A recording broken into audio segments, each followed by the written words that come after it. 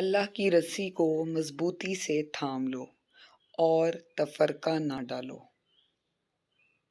ایک دوسرے کے عیب کو نہ لگاؤ۔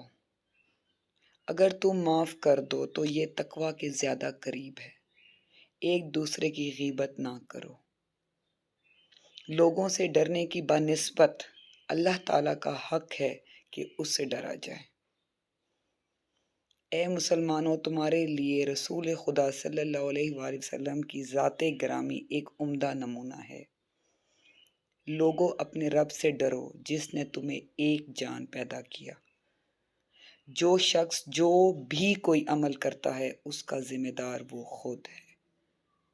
نہ تم ظلم کرو اور نہ ہی تم پر کوئی ظلم کیا جائے گا۔ کسی کو اپنے سوا بھیدی نہ بناؤ، کیونکہ دوسرے تمہاری تباہی میں کوتاہی نہیں کریں گے۔